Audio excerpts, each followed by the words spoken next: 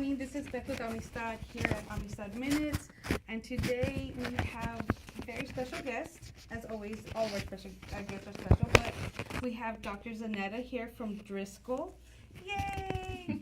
And then we also have Dr. Kim, who is our pediatrician here as well at Brownlee. So welcome. Thank you for doing this with us. This is so exciting. I'm so happy that you guys are doing it. So today, what are we going to speak on? Actually, let's start over. Today, can you introduce yourselves and let us know a little bit more about you so our viewers can be like, oh, I know that doctor. Even though every time I say Dr. Kim, they're like, oh, I know Dr. Kim. Okay. Well, good morning. This is Dr. Kim. I'm sorry, it's the first time. So I'm pediatrician at Brownlee office at Amistad. It's been more than 4 years working here, and then I'm happy to participate in this educational minute. So my name is Zaneta. I'm a first-year pediatric resident at Driscoll Children's Hospital, and I work with Dr. Kim during my community clinic days. Thank you. So today we're going to speak on water safety, correct? Yes. Mm-hmm. Okay, awesome. So water safety, in your words, why is water safety so important, especially this time of year or any time of year? So water safety is very important, especially around this time of the year because it's summer, and especially in Texas where the weather is, can get really hot. Everybody just wants to dive in the pool, enjoy very cool weather. So people like to swim a lot around this time. So that's why water safety is very important around this time. And not to mention the Texas has oceans, lakes, and then a lot of houses and apartment has the open pool. So it's very important for parents to know what to expect to keep the children safe. And what are the most common related accidents involving children and water? So usually it's drowning. That's the most common thing that we hear about. And usually around this time of the year, statistics have shown that there are a lot of drowning events, usually from around May to August. So usually around summer. So, yeah. And then the leading cause of death in the young toddlers are actually drowning. Oh. Okay.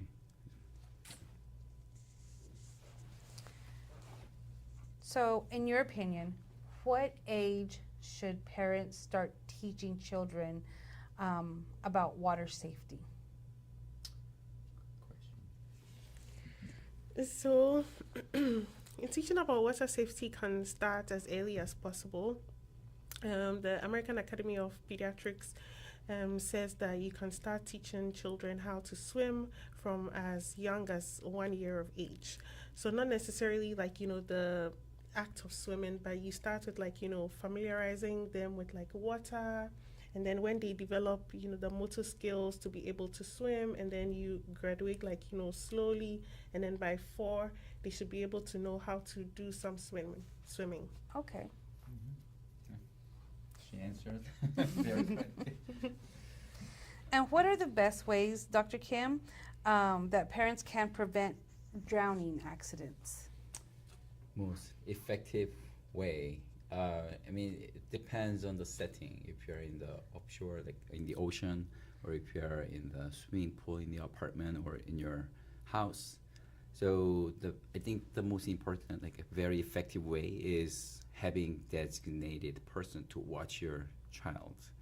Okay, all the guidelines recommend we designate one person to watch without interruption, undivided attention to the child in the water, okay, so that they don't miss anything. That's very good. Anything else to add, Ms. Zaneta, Dr. Zaneta? Yes. So again, the American Academy of Pediatrics, they say it should be like a multi-layered approach or a multi-layered plan. So you can't just rely on, oh, my child knows how to swim, so that would prevent my child from, drowning. So swim lessons are important. Pool fencing, like, if you have like a backyard pool, making sure there's a fence around the pool is very important. Having like a water watcher as well is very important. And then, all these like safety, so a multi-layered plan is the best approach, not just relying on like, one single plan. That's very good. So what does water watcher mean? Because you did say that. So what does the water watcher mean? So basically, a water watcher is when you designate one adult to watch over like the pool, to make sure like watching over like all the children in the pool, and this water watcher shouldn't have any phone distractions, shouldn't be socializing, no distractions at all. So usually, the assumption is that, if like there are lots of adults and there are lots of kids around, they're adults, so definitely one person is watching the kids in the pool, but that's not always the case. That's why it's important to designate one person as the water watcher to make sure that there are no distractions, focused on watching all the kids in the pool, so that to prevent any drowning events. Awesome. And you kind of mentioned the same thing. Yeah. Awesome. Dr. Zaneta, would you like to mention like who can be the one and then where they should stay? Let's say kids in the water. How? Oh, so where the water watcher should stay? Yeah. Let's say you're in the water pool in the apartment. Where should that water watcher be? So the water watcher should be outside of the pool. They should have like a good visualization of like the pool, everyone in the pool. Yeah. Yeah, do you remember like a reachable area? Oh, yeah, that's what touch supervision. Yeah. Okay. So there are like multiple Different definitions. from. Okay. So if your kid's in the water. So if you have kids in the water, so there's something called touch supervision, right? Okay.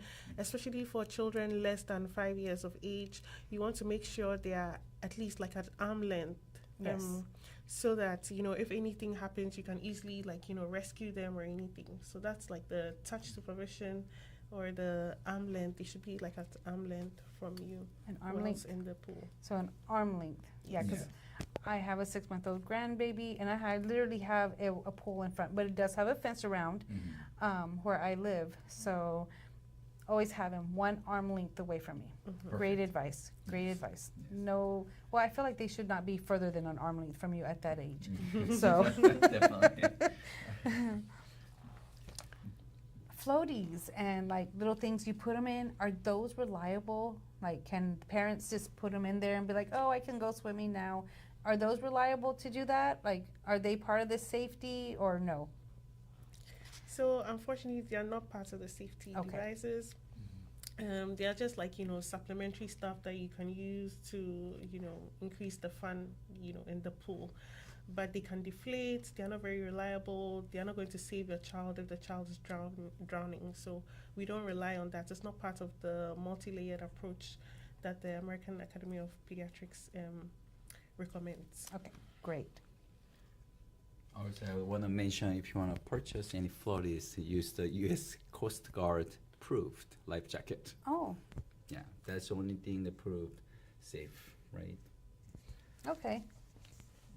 And you heard it, the U.S. Coast Guard life jacket. Yes. That is the approved floaty. I'm pretty sure the U.S. Coast Guard's gonna go, yes. So when should children start swimming lessons? Because, I see, like you see on TV where they have like these little babies and they have them floating. And I've heard some people say, oh no, they should start like when they're 1 or 2. So what is the recommended age to start swimming? So they can start as early as 1 year of age. Okay. So they can start with like putting them in the water. So people who usually offer these swim lessons know how to accommodate per like the child's developmental stage, right? Because obviously you don't expect like a 1-year-old to know how to like do strokes and all of that. Exactly. So it's a gradual process. So you start by putting them in the water, getting them familiar with the water, and then when they develop those motor skills to start swimming, and then you gradually encourage that, and then usually by 4 years of age they should have some form of like swimming capabilities. Okay. Yeah. But still keep them one arm's length. Yes. Okay, just making sure. I'm learning something here too. For a child, what is one water safety skill that every child should know? If there's one. Wow, that's difficult. Is there one?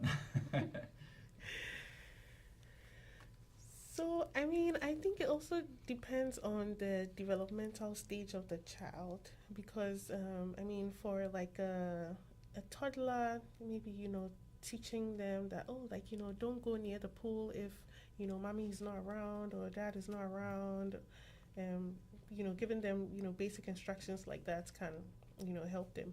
When they're older and they kind of like, understand like CPR, that's cardiopulmonary resuscitation, then you can, teach them, how to do like chest compressions or like rescue breaths. Yeah, basically, and just like teaching them about like, drowning prevention, water is fun, swimming in the pool is fun, but, there's also risk involved. You can drown. So it depends on, how old the child is and how well they're able to understand, certain like instructions. Anything to add, Dr. Kim? Yes, so also the paradigm has been shifted from actually learning swim, like how to swim, to water competency means the children should be able to jump into the water over their head, and then floating around should be able to exit safely. Okay. So not only like a freestyle backstroke or breaststroke, no, we are trying to emphasize the fact that they should be able to at least float safely and then come back. At least Okay. floating in 1 minute. So in my own country, South Korea, they started to teach children or adolescents, if they don't know how to swim, at least they know like how to survive while waiting for help, like when they are in the water, not Okay. able to get out of the water. So they are trying to teach how to float for at least like 1 minute without joining. Okay. That's good though. That's really good advice, because yes, if they can keep afloat, at least they're not struggling to like fighting the water to try to get out of the water. Yes. And it keeps them calm. Yes. So it's like it involves a lot of steps. Number one, it's like don't be panic, and then think about what you can do while waiting for the help. Yes. Yes.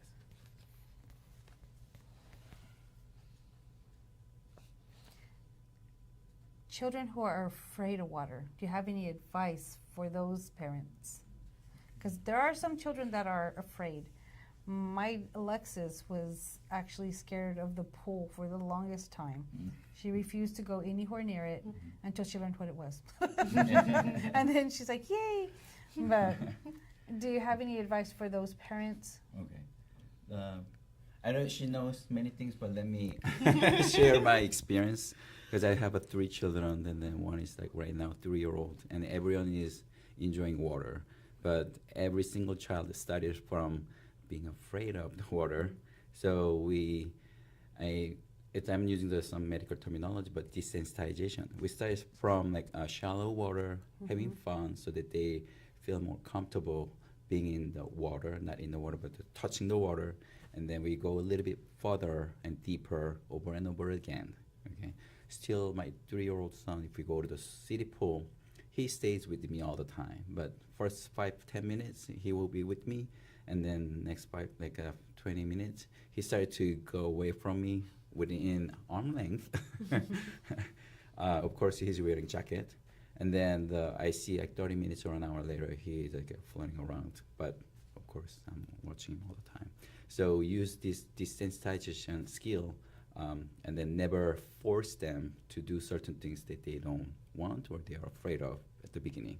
Because again, if you force them, they may stay away from the water for longer period. Yes. Yeah, I think that's based on my experience, and that's what I recommended as Okay. well. Great. That's good. That's very good advice. Anything else to add? No, I think that's it. Being afraid of water is not it's not strange. So parents should not see it as, oh, like, my child is abnormal because my child is afraid of water. Just as he said, like, gradually increase their exposure to the water, and then eventually they would be comfortable in the water. Another one is at home. While we're at home, parents will put their babies in bathtubs. What is the danger of walking away, or what dangers do parents or may parents overlook at home, like in the restrooms or the sinks or with buckets at home? Can you give us any advice on that type of water danger too? Because that's a danger as well. Yeah. So usually for infants, that's like children less than 1 year, they're at risk of drowning in like bathtubs or like large buckets of water, or sometimes like even like in the toilet bowl, like in the Oh, wow. toilet. Yes. I never thought of the toilet bowl. It is dangerous. Yeah.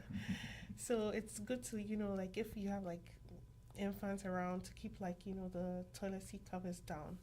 So what happens is, for infants, they have like a larger head than their body, and so they have like a higher center of gravity. And so when they if an infant becomes very curious and tries to put his head in the toilet bowl, their head will go down first, and then they can't come up because their head is so heavy. That's their highest center of gravity, so it's difficult for them to come out. And another thing is, people or parents usually think, oh, drowning is like a very loud event where like you'd hear like splashing and screaming and all of that, but it's usually very silent. So you might put your infant in the bathtub and then look away for 15 minutes. You might not hear anything, and then before you get back, the infant is like drowning or like has already drowned. So it's important that if you have an infant and you have like bathtubs, you're always like supervising, like watching the infant to prevent like any drowning event.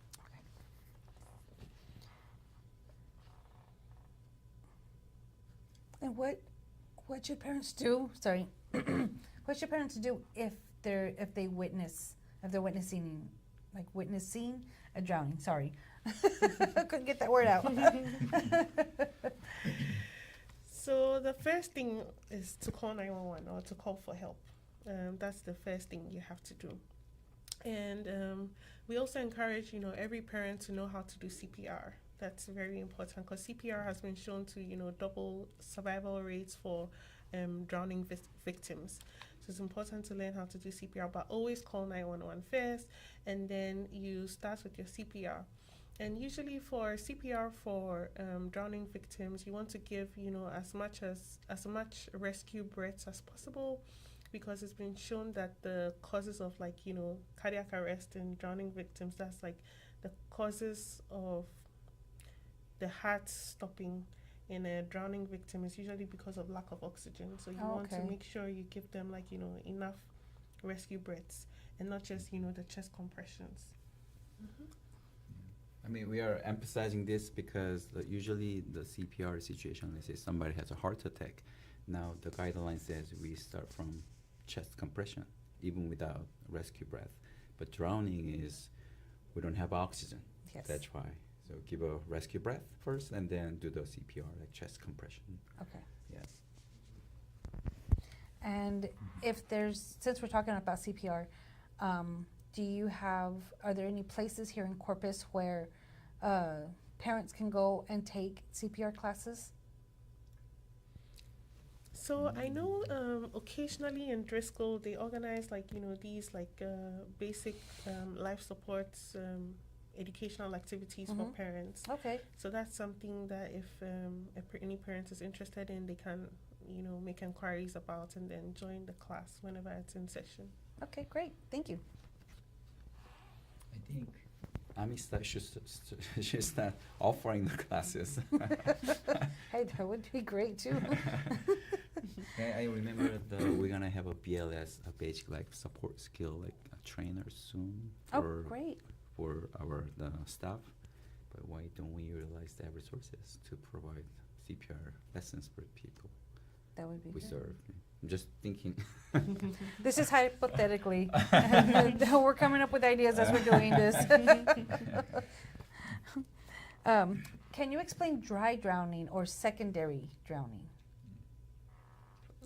So, so those terms were used to be used. We used to use those terms in the past, but we don't use those terms anymore because they are very confusing and they confuse, like, even medical professionals, parents, and everyone. So we don't say dry drowning or secondary drowning. It's just drowning. Okay. And then drowning will be like a fatal drowning, which result in serious problem, versus non-fatal drowning. That's all. Okay. Yeah. But the fatal drowning, as it board mentions, something really serious. But what Yeah. is it like? Can you go? Because I didn't even know that was a thing Mm-hmm. until probably like a year ago. I saw it on YouTube and I was Mhm. like, wow. I was like, I had no idea. But I'm a mother hen Yeah. with my kids. Always have been. I've never let them out of my sight. Mm-hmm. Always been scared of drowning. Yeah. That and plus, I don't know, is a common thing for parents. But like, I would have nightmares that my kids would be in the water, and I would be like, hoo. So I was always super scared around the water. I was the one that's scared. I was like, okay, you going too far for me? Stay next to me.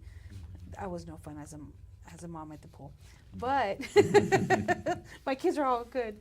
Okay, good. Thank you. That's a good. But they say it's like, or not, the non-fatal. Mhm. I guess you could say. Is it a thing or is it just something that somebody came up with?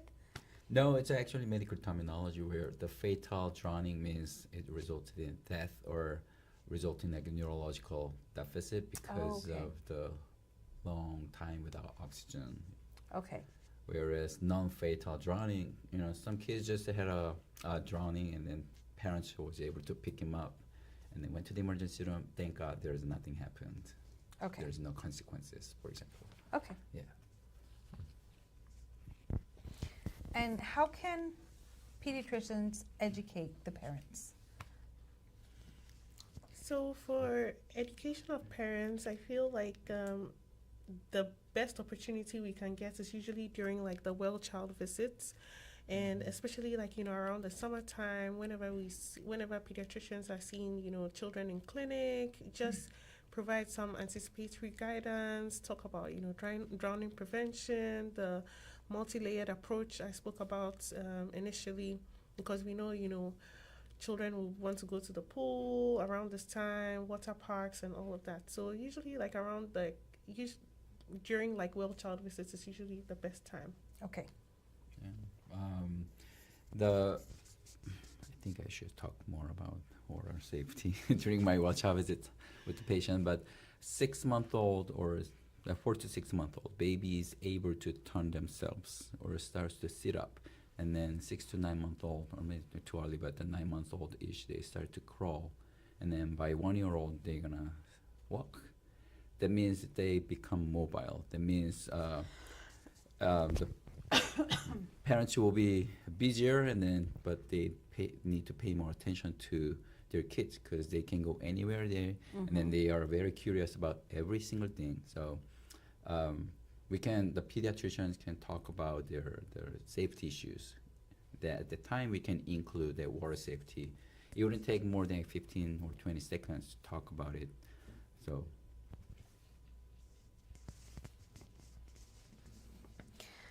What is one water safety message you hope every parent remembers? So I would say drowning is preventable. 100%. Yeah, and to just remember the multi-layered approach, swim lessons, make sure you have like a water watcher, make sure the kids are at arm length. I think that's more than one line, but No, it's okay. but yeah, just all the safety. Drowning is preventable, and all the safety measures, the multi-layered approach. Yeah. So, because we live around lakes, I'm kind of going to find this is not a question, but because we live around lakes and oceans, and we're surrounded by water, especially here in South Texas, Yeah. what is like a safety procedure? Like for me, I don't like my kids going in past, even my 14-year-old, past her knees. Like I don't want her to go above her knees because some of the currents are really strong. Yeah. So what kind of advice can you give to these parents who like to go to the beach, as far as because of the water safety issue out there? So, and yes, so that's the thing. Swimming in a pool is different from swimming in like an open lake or like a river or a sea because of the currents, it's a different situation altogether. And it's recommended that you want to, if you're going to like an open water access, you swim where there's a lifeguard available. And then always have, like, if you're going like on a boat on like an open water, like on a sea or like a lake, you should use the US Coast Guard approved personal flotation device. All the time, even if you're able to Most swim. definitely, yes. And then also, it's been shown that like usually the adolescents, they drown most in like, lakes and rivers, and it's usually associated with, alcohol intake.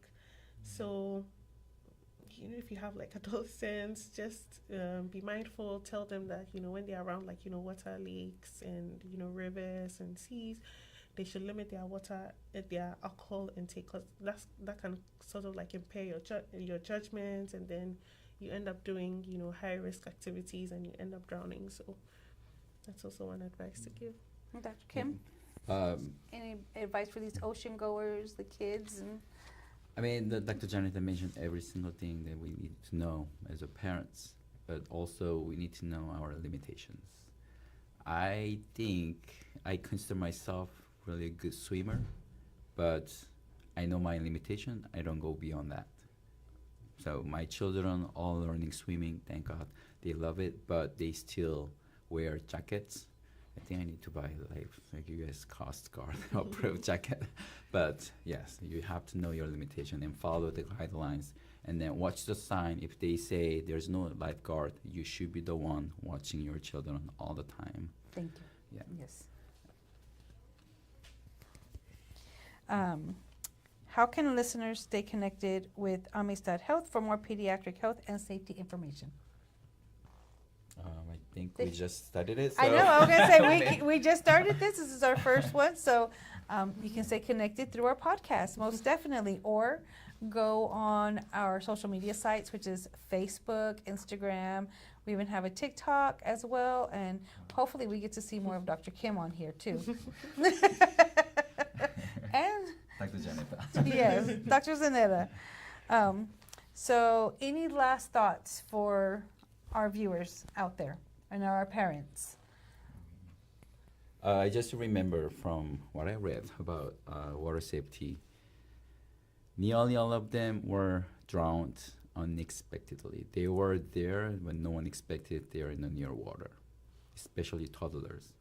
Oh, yes. Just be aware. So it can happen anywhere. So layered approach is very important. Okay.